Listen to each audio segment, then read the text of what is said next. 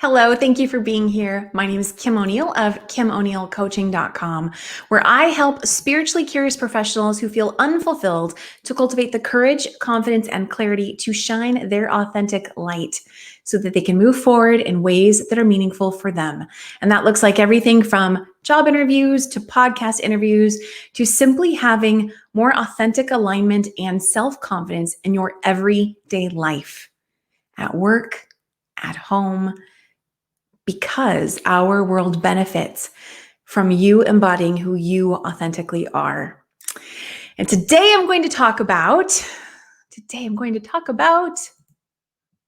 how to help yourself when you are emotionally struggling. Now, this is a topic that I don't know, you may or may not be expecting a coach to talk about, right? Because coaches are here to support you and guide you in moving forward. And yet it's very much a very fitting topic for a coach to speak to because coaching is all about empowerment. That's how I view coaching anyway. That's what I want for you. When we work together, I want you to feel empowered. I want you to cultivate even more inner strength and resiliency in being able to be your best friend and show up for yourself. We live in a world where we are all connected, and it's important to be able to reach out to other people and for other people to be there, for us to all work together and help each other out and that kind of thing, right? And it's really important to make sure that we're in a healthy space when we go to connect with other people. And let's just face it, there are times when other people may not be available. Other people may not be available to right in the moment when you may need someone most. And I just wanted to make sure that I had put a video out there like this one. So I'm going to share with you 12 different things that you can do to be there for yourself when you are struggling emotionally. And I'm going to guess many of these you have heard before, and that's why you've heard them before, is because they are so powerful and so helpful, and there's a lot of value in them. And I think that that's going to be the key piece, is that if you have been in a situation before where you have been struggling emotionally and really reaching out, seeking someone to be there for you, to help you in your time of need, and possibly resisting doing any of the things that I'm about to share with you, I want to highlight the point of you noticing, wait a second, there is value in doing these things for myself. And then when someone else is available, when I am able to connect with someone else to support me in navigating my way forward, in healing, in whatever it may be, finding your stable footing again, then there can be time for that too. And in the meantime, there are these 12 things that you can do. And I just saw 444 on the recording here. And it may or may not reflect that same way because I'd done a couple of different takes first. Anyway, but that's powerful. Okay. Just got to say that. So 444, meaning the angels are always with you. You can always, always, always call on the angels to support you in your time of need. I don't even think that was on my list. It wasn't on my list. That's how fitting that was meant to be in this video. So, okay, my number one though is meditate. Now, if you're in a real deep space of just struggling emotionally, mentally, you may not be able to meditate. That may be a real tough challenge, but that's why I put it out there first, because there's still 11 other things you can do if meditation does not work for you. But it's a great way to be able to go within and just start to calm yourself down, quiet the mind. I'm a big believer of guided meditations when you're in a space of maybe you've got too much other stuff going on internally. Do a guided meditation. Allow someone else to take the lead and guide you into a new, calmer energy space. Okay. If you don't like guided, or you're not new to meditation, then simply there are all different sorts of sound frequency meditations and just lots of great audio recordings. that are fantastic for really also shifting your mental energy space. Okay, that's number one. Number two is journal. Get it out. What are you feeling? What are the thoughts? Anything and everything that's coming up for you, put it down on paper. Journal it out. No one else has to see this. They're not meant to see it, but get it out of you. And when you write things out and you journal, it's also a way that your mind is able to start to now find some new solutions too, and some new ease, some new clarity. And you just keep going, just free form. You just keep writing, right? Anything and everything that's coming through your mind. You're just writing all this stuff, you're writing it out in the journal. It makes a huge difference. So number two is journal. Number three, what to do when you are struggling emotionally and unable to connect with someone else who can help you. Feel your emotions, okay?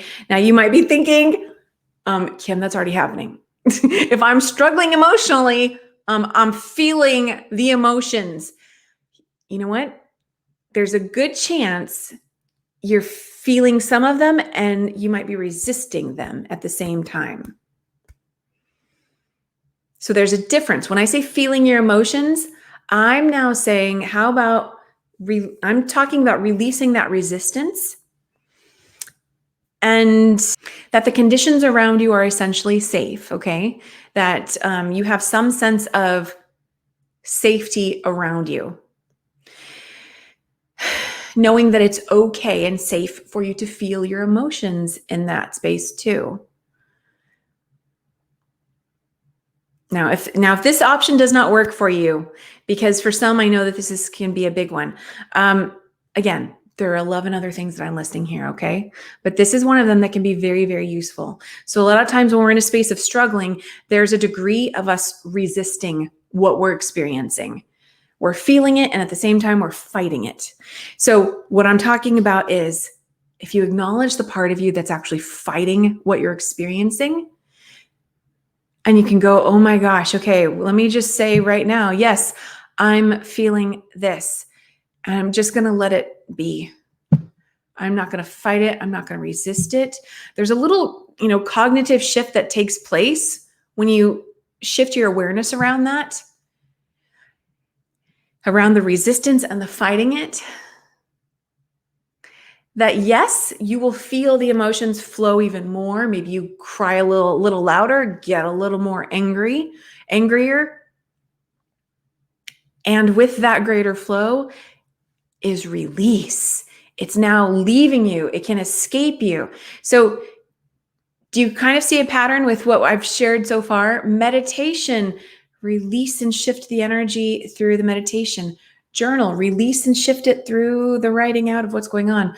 Release and shift it by being cognizant of how you might be blocking the emotions of what you're feeling and allowing yourself to fully feel them so that they can flow on out.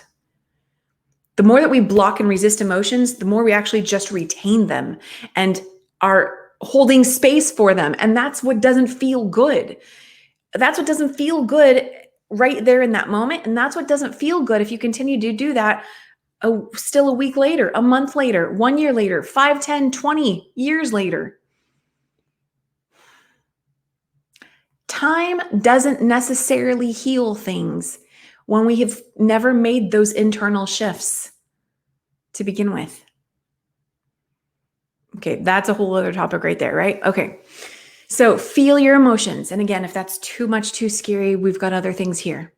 Listen to sound frequencies. So I already kind of mentioned that, but you can also listen to sound frequencies even while you do other things. So you can listen to sound frequency meditations, right? Just get quiet, sit in a chair, lay on your bed, whatever it may be, while you listen to a certain frequency meditation. There are so many of those on YouTube, of course, and other platforms as well. Or find some of those same sound frequency recordings while you are doing something else at home, not driving necessarily, but maybe you're doing chores. Maybe you are,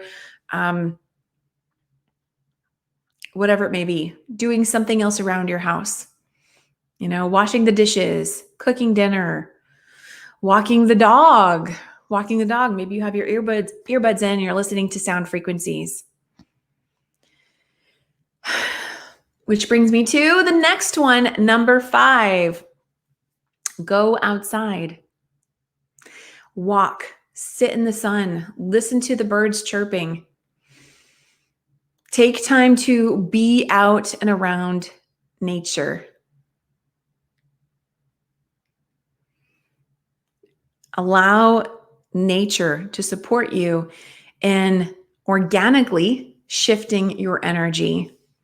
The sun, light, again, being around alive, growing plants is very healing, is very conducive to reoxygenating your body. So definitely go outside. Number 6, what to do when you're struggling emotionally and unable to connect with someone who can help you.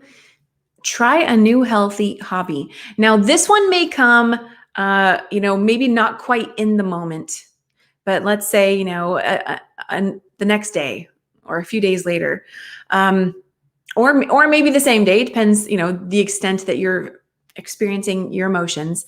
But try something new. What's something you've been wanting to do? Maybe it's simply, decluttering your closet, or maybe it's you've been wanting to take up a new dance, try a new dance class or something, sign up for something, but do something different. Bring something new into your world, into your space, so that you can shift your focus, shift your energy. And I'm not saying to completely distract yourself long term, but allow your mind and your energy to shift by placing your focus into something else. Well, in the background, you may be working some things out. Maybe the next day you'll be able to connect with someone else who can help you, or just be more peaceful about whatever your situation is. Go hiking, read, do some art, whatever it may be. But take up a new activity. Next one, learn more about self-love and see where you have room for improvement in that. I have an entire self-love, clarity, and connection session that's built all around this, of really getting clear on what does self-love mean and look like for you, right? Self-love for you may not mean the same thing as self-love for someone else. And how do you do self-love, right? Especially if you're in the space of not really understanding it, or maybe shifting from thinking that maybe you thought self-love was a selfish thing. And in your time of need, struggling emotionally and not being able to connect to someone else, that is the best time for you to really, if you didn't already have clarity on what self-love was, start to learn right then, because you are your number one priority. If you aren't already, that is the best gift you can give, not only to yourself, but to the world, is by making sure that you know how to love yourself. You know how to make yourself a priority. You know how to give to yourself. How can other people give to you and be there and show up for you if you don't know how to do that for yourself? So self-love is important. It really is. And so definitely, if that's a growth area for you and you'd like some assistance with that, definitely go to my website, go to KimO'NeillCoaching.com and see what I have there for you, and book a call with me so that I can support you in understanding more about what self-love looks like for you. Okay, next. And I think that was 7. 1, 2, 3, 4, 5, 6, 7. Yes. So number 8 is listen to conversations, podcasts that speak about moving forward and growing in your self-identity and your spirituality. The more you have clarity on who you are and understanding that you are more than just this physical being here on earth, that you are a spiritual being having a human experience. And the human experience is where all the intense emotions show up, right? And the struggle and the confusion and the whatever it may be that you're struggling with, that's part of the human experience. And there's nothing wrong with it. But we all know how uncomfortable it can be at times, and especially if you're in a space of struggling and there's no one else. Maybe just right now you're not able to connect with anybody else who can support you.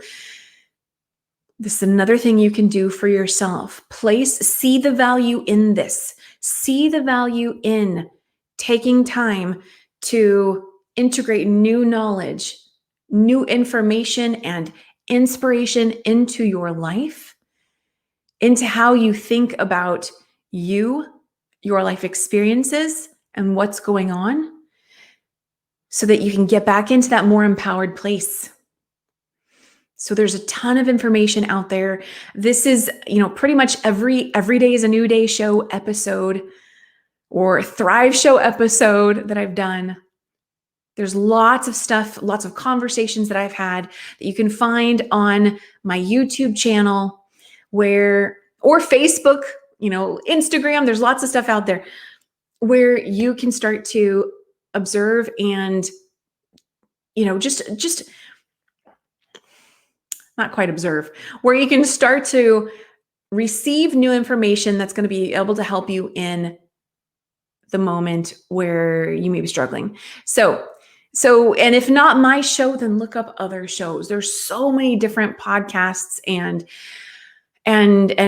resources out there. Simply Google, Google whatever you're looking for help with. You're going to find tons of information. So that is another way. Number 9, drink water. So if you're in a space of feeling maybe just experiencing some intense emotions, maybe feeling emotionally drained, you want to replenish. So you want to replenish your fluids for your physical body so that your body is hydrated. But also what's really great about drinking water, and I'm not talking about just sips of water, make sure you're getting in your 8 glasses of water for that day. Or if you're drinking more than that, you aspire to drink more than that, drink more than that. But it helps you with cleansing out what's going on.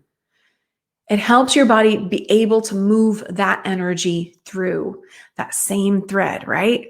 It's all about shifting and moving the energy. And if you're having that human experience, water's so helpful in being able to rehydrate and get back into the flow in your physical body. So drink water, okay? Lots of value in that. Okay, 10. Okay, I think I skipped one somewhere, or maybe I was off all along. I think it may have been 11 all along. 11 things to help yourself when you're struggling emotionally. Okay, so number 10 is sleep. Healthy sleep. And so if you're struggling emotionally, first, you may not be able to sleep. And then again, there are other things you can do here. But if you are able to, go lay down, close your eyes, and do your best to rest. Rest your eyes, allow your body to rest. If you're not able to meditate, just do what you can to start to send your body those physical signals that, okay, we're going to take a break now. We're going to take a nap. We're going to sleep. We're going to go into shut off mode, right? As you're laying down, I don't know why I didn't put this one on here. Let's shift it back to 12. Okay, here's number 11. Take slow, deep breaths. And so I'm pairing this one up with the laying down. As you are laying down, you can do this when you're laying down or not, but as you're laying down, if you choose to attempt to take a nap or go to sleep, take slow, deep breaths And that will start to calm your heart rate down. That will start to calm your physical body and get you into a more peaceful state. Now, let's say you can't just go lay down and go to sleep. Then wherever you are, find a space where you can pause. You've got both feet on the ground. You may want to place one hand on your heart, one hand on your abdomen, or both palms face down on the tops of your legs.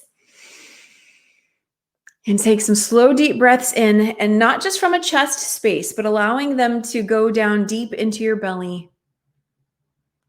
And so you're filling up your inner cavity as much as you can, and then exhaling all of it out as well.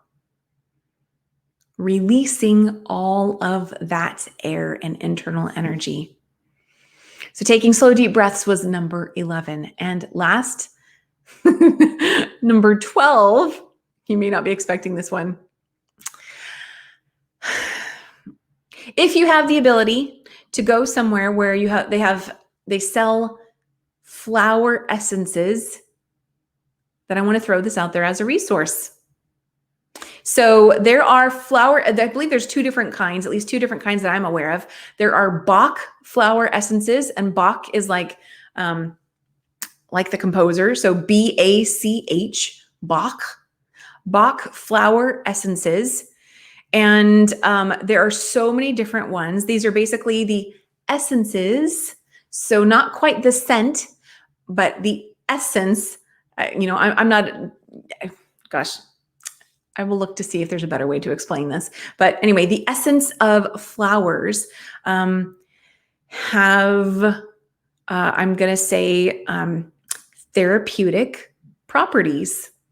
And so you'll definitely want to research that and look into that more yourself. But this is something many, many years ago, I myself was struggling and looking for something that could help shift me out of what I was experiencing. And it was helpful. I got some Bach flower essences. I looked up, what I was going through was, struggling. And you can buy a few different ones and combine them for your specific situation. And there's different ways that you can take them. You can take them orally, where you can get a dropper and just drop a couple of the flower essences, on your tongue. I believe they have sprays. They may even have, I think, some roll-on ones. There are also essential oils. This kind of falls in that same category there for me. So whether it be flower essences or essential oils, look into those. There are lots of testimonies out there from people about the power of essential oils. And my personal experience was with flower essences. So either one of those, absolutely look into those. So those were my 12 different things that you can do to help yourself when you're struggling emotionally and not able to connect with someone else who can support you and really help shift you out of what you're going through. By no means am I saying, well, you have to do it on your own. I am simply doing this video as a resource to you when you're in a space of feeling like no one's available, right? No one will help me. No one's there. I'm all alone. You aren't all alone. Remember at the very beginning of this video, I saw 444, and that right there, I know wholeheartedly from personal experience and countless times that the angels have shown up for me in various ways, and one of them being the numbers 444. And they made their presence known at the very beginning of this video. So I don't know where you are in terms of speaking to angels, asking for help, asking for guidance, assistance from God, the universe, angels, whatever it may be. But you are never alone. You are never alone. So whether there be a human being available or not, you always have access to additional help. You are not here to do life alone. And so I would actually pair it up with any of the 12 things that I've listed, or, there are plenty more things you can do to shift your energy and get into a better feeling state. I listed lots of practical ones. That's what I'd like to call all of those. I would say to pair up with each of those, ask the angels, ask God, ask the universe.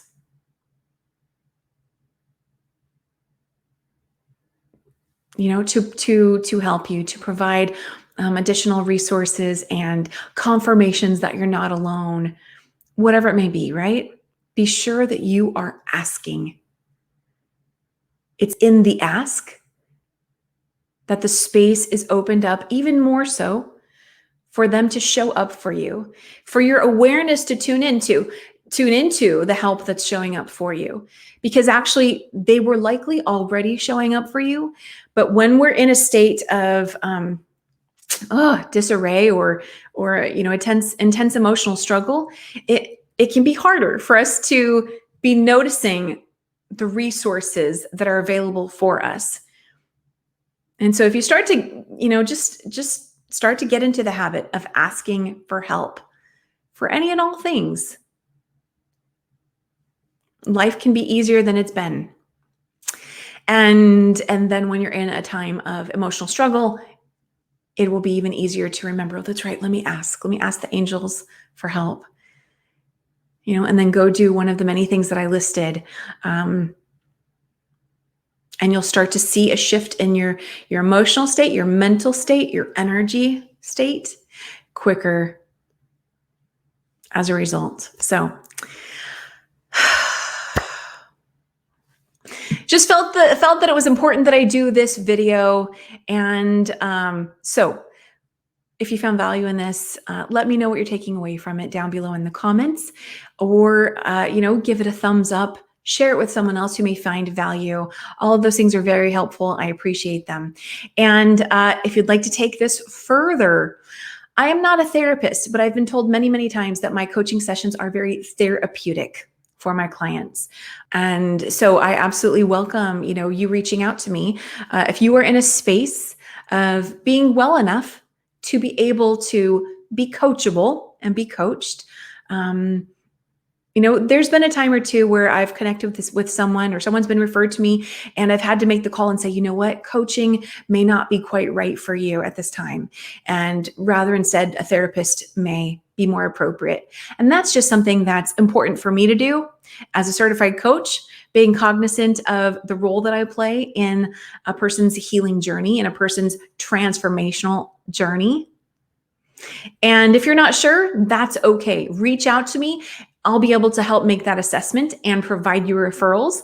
And if that's not quite right, then awesome. We can see where we may be a fit and how I can support you in moving beyond what you're going through, so that you can regain your power, feel more of that internal peace, that inner confidence, so that you can simply be who you are out in the world as you're growing into this new, amazing, empowered, courageous, confident being that you are, in all the ways that you show up as your authentic self. So with that, you can definitely reach out to me at, of course, KimO'NeillCoaching.com. Book a free one-on-one coffee chat coaching consultation session. And you know what? At some point, I may change the title of that. So whatever the link is on my website that you see to book a free call with me, then that's what we're talking about. Book that.